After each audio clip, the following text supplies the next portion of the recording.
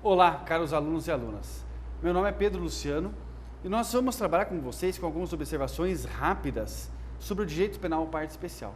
Não temos a pretensão nesses breves minutos de esgotar o assunto, mas vamos destacar para vocês algumas questões que julgamos interessantes nesse momento importante de preparação que vocês estão passando. E o crime que nós iremos trabalhar agora é o infanticídio.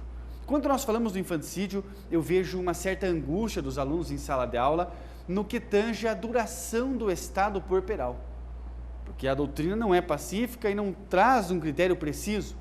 Então os alunos nesse momento sentem uma certa dificuldade em, baseando-se apenas no estado puerperal, em diferenciar o infanticídio do crime de homicídio. Mas eu gostaria de destacar que ainda, em que pese o estado puerperal ser realmente uma elementar típica muito importante para o crime de infanticídio, geralmente até a mais lembrada até como eu brinco, até pelos civilistas, eu gostaria de destacar que além do infanticídio nós temos também outras elementares típicas igualmente importantes, que diferenciam o infanticídio do homicídio. Notem que no crime de infanticídio temos como sujeito passivo o recém-nascido. Recém-nascido consideramos um recém-nascido até 30 dias. Então, numa situação excepcional em que a mãe esteja no estado puerperal até 3, 4, 5, 6 meses depois, excepcionalmente, vamos imaginar agora uma situação dessa, sabemos que com 3, 4 meses, ou seja, passado 30 dias, já não temos o recém-nascido. Então aí fica fácil de você diferenciar o infanticídio do homicídio. E também, lembre-se que outro detalhe, outro critério temporal que é contido no tipo objetivo do crime de infanticídio é a expressão durante ou logo após o parto.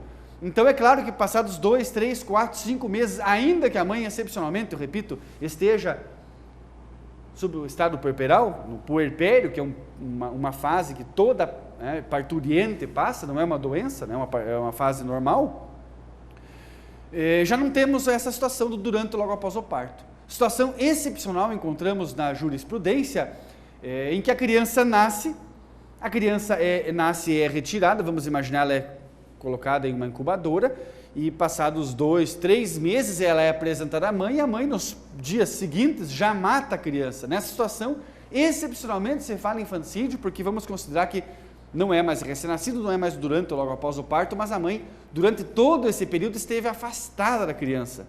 Então não teve uma possibilidade de matar essa criança em outro momento, não seria esse, então, uma situação sui generis, uma situação um tanto especial. Mas então fica atento, não trabalhamos só com o estado puerperal, além disso, recém-nascido e durante ou logo após o parto. E um detalhe interessante para destacar para vocês, seria a possibilidade de concurso de agentes no crime de infanticídio. Também essa é uma questão muito importante e cobrada com frequência. Vocês vão encontrar na doutrina as mais variadas posições, algumas admitindo a coautoria, algumas admitindo só a participação, mas segundo os gabaritos, temos então que passar para vocês a versão, como diríamos, uma versão oficial, uma versão que predomina e que coloca no crime de infanticídio apenas a possibilidade da participação. Então gostaria que vocês anotassem com certo destaque que o crime de infanticídio, no que diz respeito ao concurso de agentes, admite apenas a participação. E não vamos falar então na coautoria, o terceiro vai responder então pelo crime de homicídio. E um detalhe final importante refere-se à possibilidade do erro in persona, ou seja, do erro acidental, naquela hipótese em que o erro recai sobre a identidade do objeto. Vamos imaginar a situação em que a mãe mata outro recém-nascido que não o próprio filho. Nessa hipótese, ela responde por infanticídio ou por homicídio. Então, repetindo, uma hipótese em que a mãe mata outro recém-nascido que não o próprio filho, ela responde por homicídio ou infanticídio. O que vocês me dizem? Depende. Muitos já se precipitam falando infanticídio ou homicídio, depende. Depende. Porque se o erro for um erro evitável, se nós estivermos diante de uma hipótese de um erro evitável, um erro crasso, a mãe responde numa hipótese de erro, anotem bem, de erro evitável, a mãe responde por homicídio. Homicídio.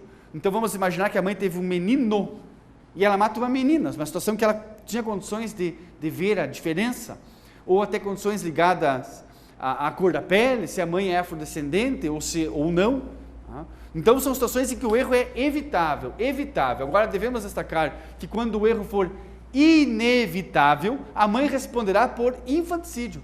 E a situação clássica que nós encontramos é quando ocorre, por algum erro, a troca daquela pulseira na maternidade. Eu brinco sempre, a pulseira onde vem ali o número do chassi da criança, e nessa pulseira, ocorrendo a troca, a mãe vai procurar a identificação da criança, ela encontra a identificação na Maria José, mata a criança e depois se verifica que essa criança era filho de outra pessoa. Então, nessa hipótese, que é a situação clássica do erro acidental, ela responde, então, como se tivesse matado o próprio filho, respondendo, então, repito, trabalhando, né, essa situação, então, respondendo por infanticídio. São alguns detalhes breves que eu gostaria de destacar para vocês. Então, lembre-se, a situação do concurso de agentes, que nós encontramos divergências doutrinárias, mas nas provas os gabaritos já têm admitido somente a participação, e também a situação do erro em persona. Não são as únicas situações, mas são situações principais que gostaríamos de destacar para vocês nesses breves momentos. Maiores dúvidas, eu deixo à disposição de todos o meu endereço eletrônico, que é criminologiacritica@gmail.com. Estou à disposição de todos e será um prazer ajudá-los. Um abraço.